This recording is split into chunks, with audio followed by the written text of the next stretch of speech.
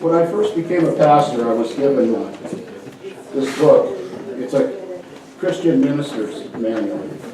And it's supposed to tell you what to do in every situation. Well, there's a few that it doesn't cover. When the hospital calls for somebody in your family, or when the funeral's for somebody that you've loved and cared about for a long, long time. The other thing that's not in here is how to relax. And it's here, but not in an outline form, which, I mean, this has got, weddings and funerals and blessing buildings and all of those kinds of things. But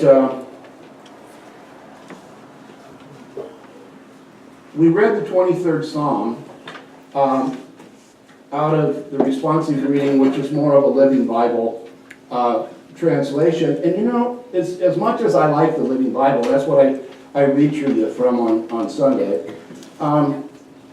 There are some things that just don't sound right, unless it's from the King James. So let me read this to you, and please, say it with me if you want to. The Lord is my shepherd, I shall not want. He maketh me to lie down in green pastures. He leadeth me beside the still waters. He restoreth my soul. He leadeth me in the paths of righteousness for his name's sake. And yea, though I walk through the valley of the shadow of death, I will fear no evil, for thou art with me. Thy rod and thy staff, they comfort me. Thou preparest a table before me in the presence of mine enemies. Thou anointest my head with oil, my cup runneth over. Surely goodness and mercy shall follow me all the days of my life, and I will dwell in the house of the Lord forever. Amen. This is how to be restful. This is how to understand with the Lord as our shepherd, as he's the one that's leading the way for us. I shall not want. I'll be at peace. Debated whether to share this with you.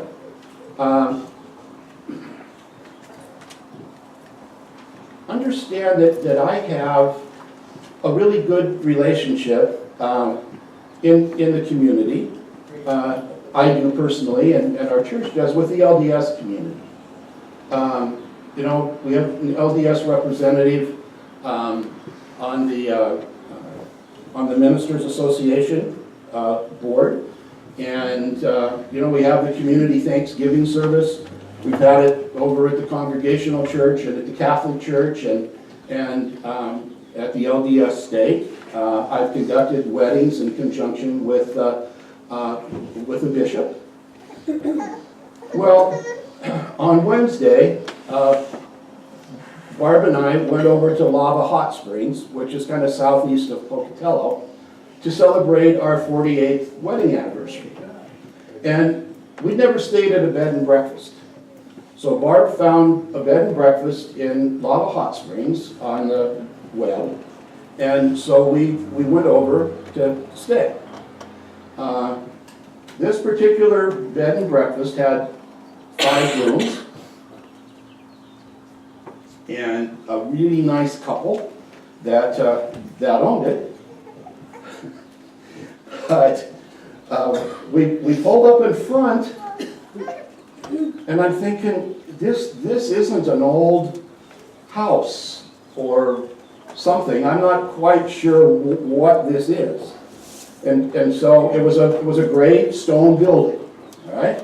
So we go inside, and it said bed and breakfast downstairs. So we go down this kind of winding hallway, and our room, our names were on the door. It's the basement of an old LDS church in Lava Hot Springs. And it's in the basement, and it's stone walls, kind of decorative stone, and there was a mural on two of them, and the shades are pulled down and the windows aren't open, and it's a little creepy. I mean, I'm just not, I'm not at peace. I'm not at peace.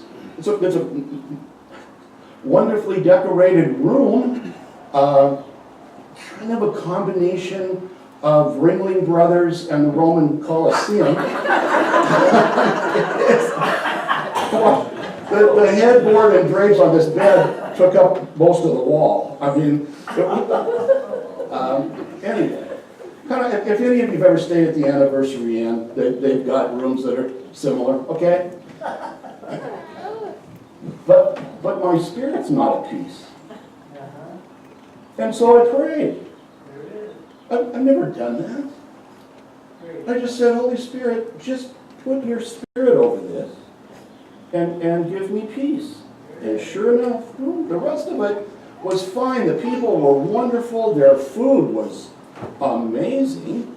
And of course, Lava Hot Springs, the springs where we went are now owned by the state of Idaho. They purchased them from the Shoshone-Bannock tribe. And where these hot springs are located was a gathering place of peace for the different tribes, the different Native American tribes. There was no violence, no talk of war, no negotiation about warring parties or any of that.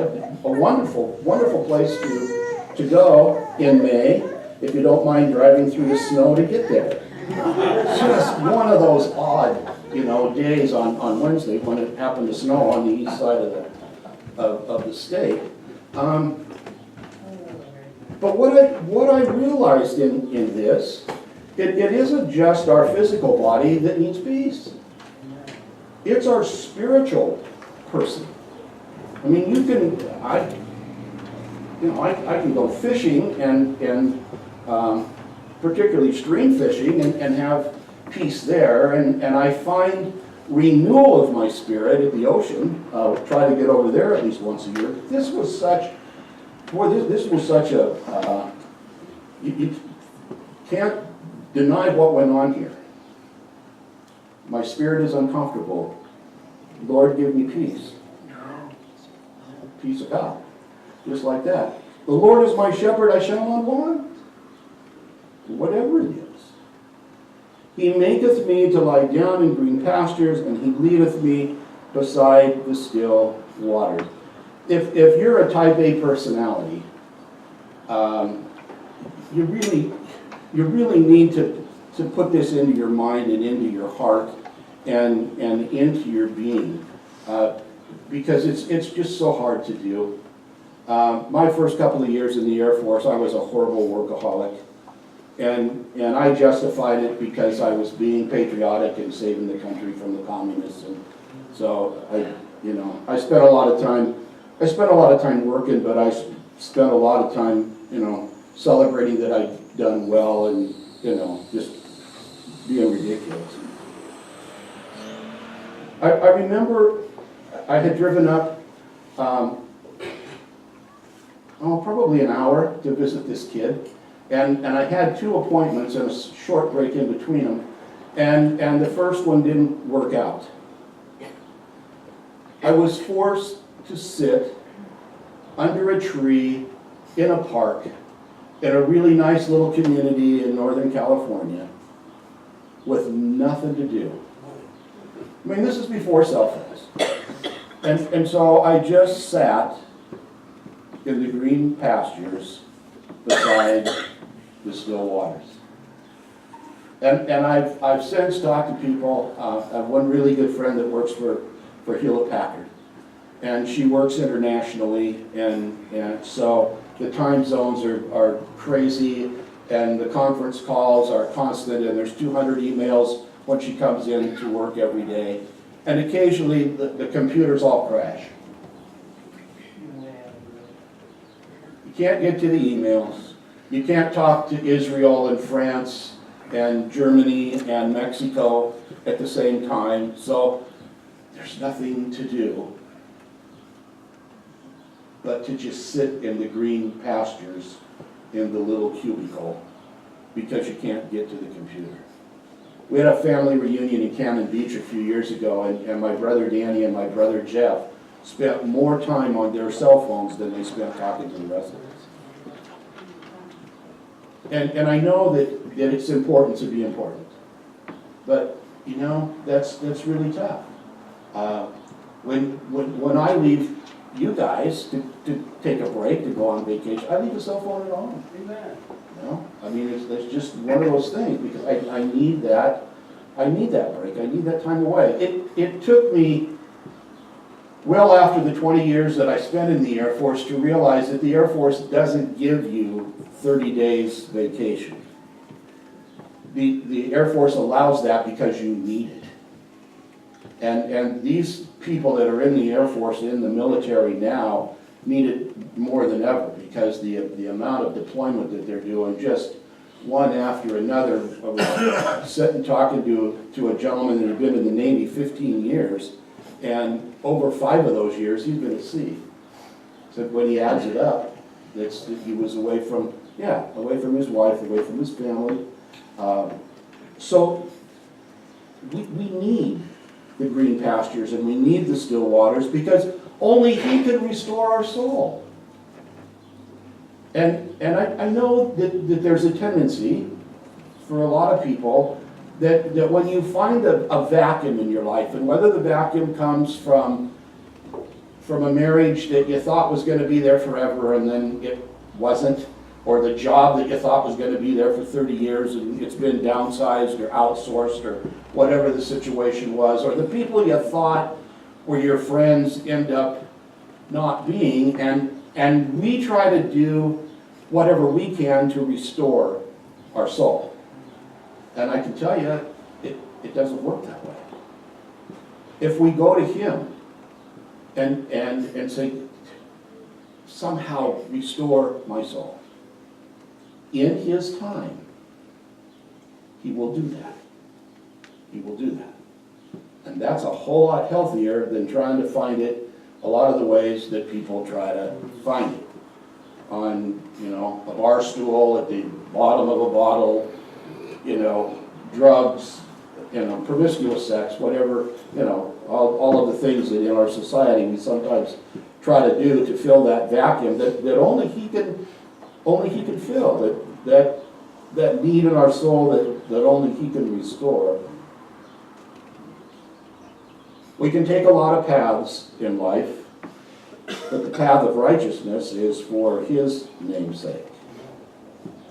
And yea, though I walk through the valley of the shadow of death, I will fear no evil. I heard a pastor, great example. He was with his son, who was small, and the bus was coming. They were standing at a corner, and the bus was coming around the corner, and the little boy was terrified the bus was going to hit him.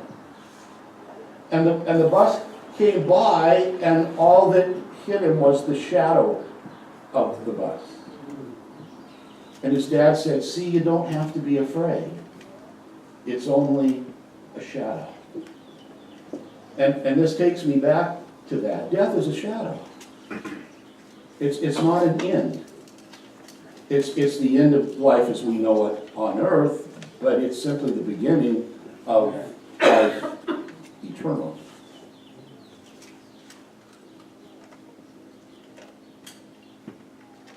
I talked a lot at funerals, at the graveside, about this line: surely goodness and mercy shall follow me all the days of my life. When grandpa or grandma or somebody passes away, those of us who are left behind are the goodness and the mercy will follow them. We are the ones, and this goes back to being Christian. When Jesus went back to heaven, we're the goodness and the mercy that will follow Him until He comes back. We are what people see of Him before He comes back, and every knee shall bow and every tongue confess that Jesus Christ is truly the Lord. One of the other Psalms, as I was looking at this, that I'd like to share with you. Psalm 46, 1 through 3 and 10. God is our refuge and our strength, a tested help in time of trouble. And so we need not fear, even if the world blows up and the mountains crumble into the sea. Let the oceans roar and foam, and let the mountains tremble, and let the world crash, and it's over. And peace will reign for 1,000 years. I'm not sure, other than it sells, why it's important to get people so fearful and so upset about the end of the world, the end of this world, because the end of this world is the beginning of His. It's the beginning of His. Stand silent. This is verse 10 of Psalm 46. Stand silent and know that I am God. Some translations say, be still. And I like that one too. Be still and know that I am God. I will be honored by every nation in the world. When I do pre-marriage counseling, I talk to people about the need for communication. And these are people that have gone through the dating phase and the going steady phase and the being pinned phase and the engagement phase, and they're coming up to the wedding phase at some point, and really often I have them say, oh, we just talk about everything. We talk all the time. We stay up till all hours talking and talking and talking. I said, well, that's half of it. Do you listen?